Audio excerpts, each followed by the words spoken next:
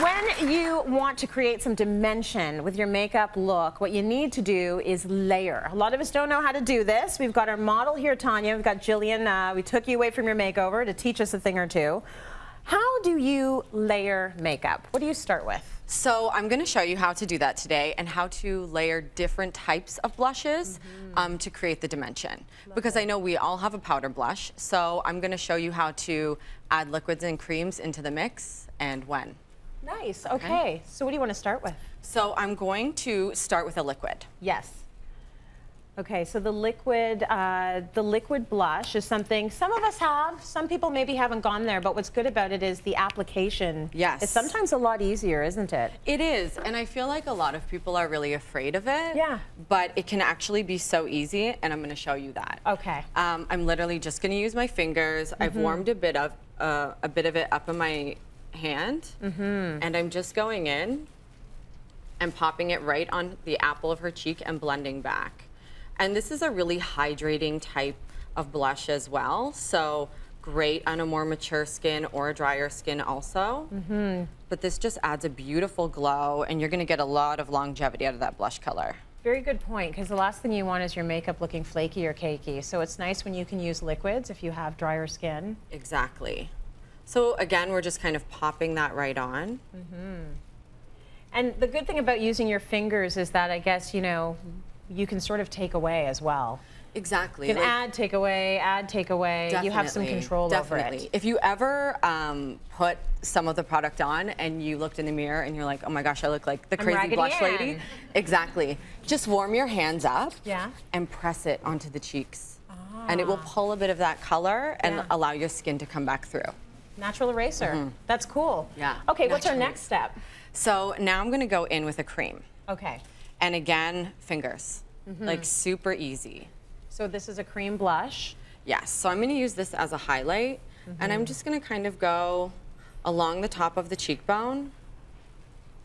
So when you're putting in something as a highlight, you're trying to find the places in your face where the light is going to be touching, right? Yeah, the areas that you want to kind of come forward and pop, definitely.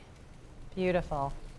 So we see a lot about highlighters all over Instagram and everywhere else because people are really going to town with them. What's the key to making it look not too much? Well, you'll notice I'm not drawing stripes on her face. Right. So, I mean, that's key. And again, like using something like a cream that's going to be a little bit of a softer look. Yes. And just kind of applying it very liberally.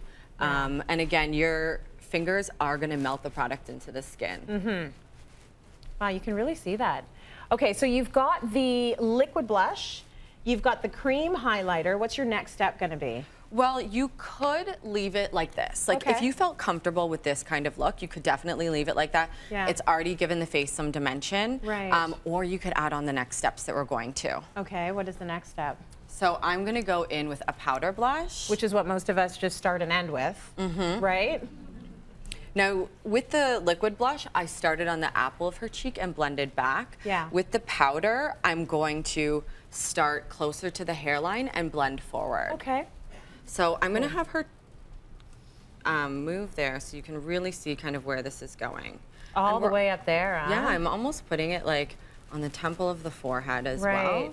But we're kind of just fusing everything together. So when you talk about dimension, that's about not having makeup that looks flat. Right. And that's what most of us are trying to achieve. You want to have some depth in the look, so, you know, the light receding, the light coming out, and if you layer, that's going to give you that look. I mean, that looks gorgeous. Exactly. And the other thing about putting that powder on top of the liquid or cream is that you're going to get more longevity out of your makeup throughout the day because you're building. That's very true. And with the humid Toronto summers, it's really nice to kind of have that extra lock in for the makeup. Absolutely. Now I'm just kind of using the excess of what's on my brush and I'm just sweeping it through her eye. Yeah. And this creates like a really cohesive type of look. Really I always like to add a little bit of that is gorgeous. Yeah, it's very pretty.